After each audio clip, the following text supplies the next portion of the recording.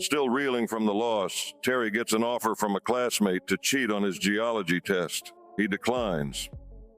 Despite losing by 38 points at home, the team moves down only 2 spots to number 4.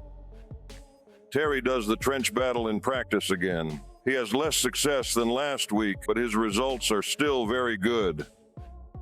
Outside of football, he's already committed energy to studying for his geology test. He uses the rest of his energy for team building and socializing to improve his leadership and brand, respectively.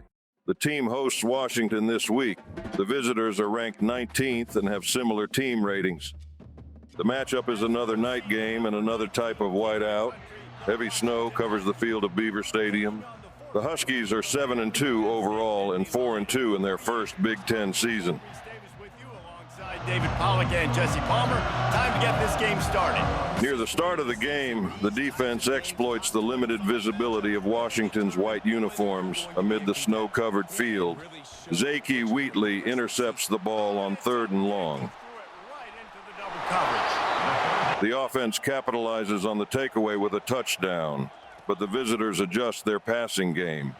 The slippery field seems to hinder the pursuit and tackling of Penn State's defenders. Penn State leads 17-10 in the final 30 seconds of the first half. Washington has the ball and faces 3rd and 20 when they try to get points before halftime. Safety Kevin Winston Jr. intercepts a pass to the sideline and returns it for a score. Pass to 20. Touchdown, Nittany Lions! How about that D coming up with a play like that? The pick six puts the team ahead 24-10 at halftime. Washington moves the ball downfield into the red zone to start the second half. On 3rd and 4, their quarterback looks to his left and connects with his receiver to score. And he cruises his way to the house.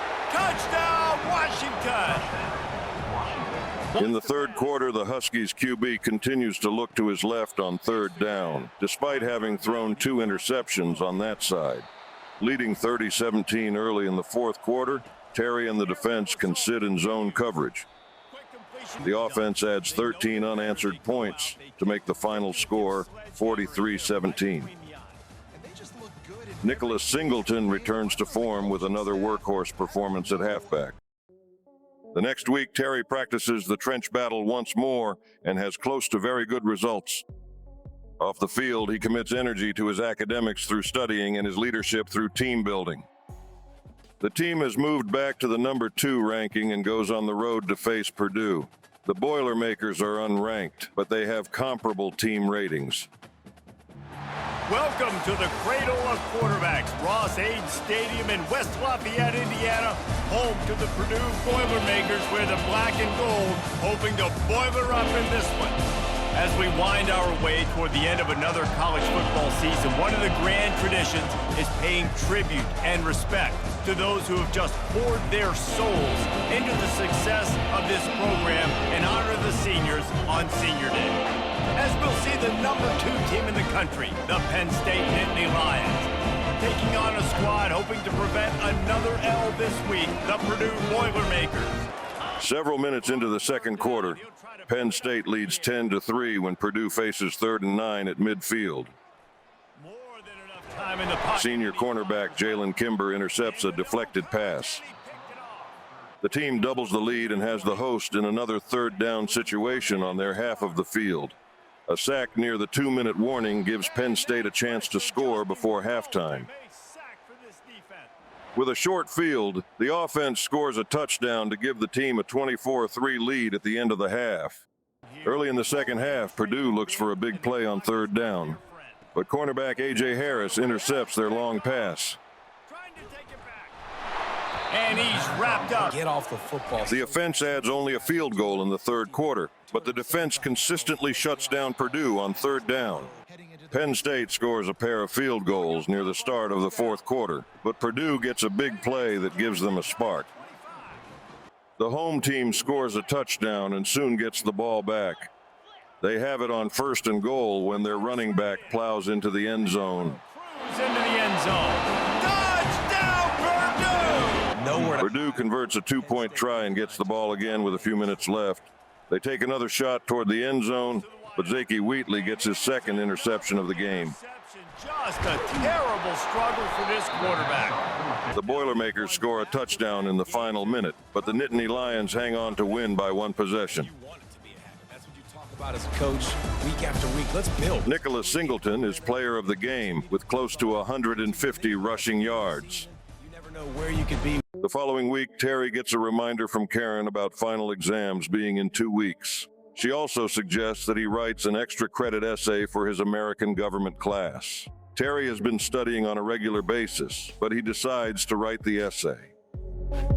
The team moves to number 1 in the top 25 in light of Ohio State's loss to Northwestern.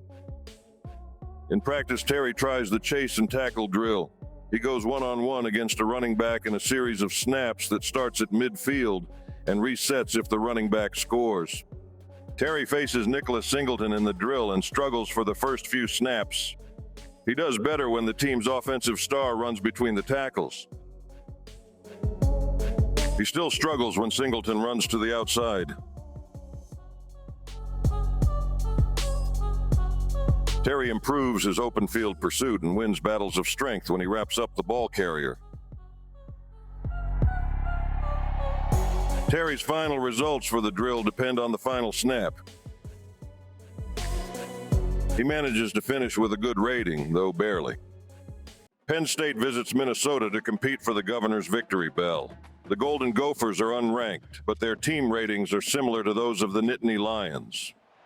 At Minnesota, they have everything from a Heisman to a Nagurski in their rich legacy, and today in Minneapolis, the Golden Gophers hope to add another memorable chapter.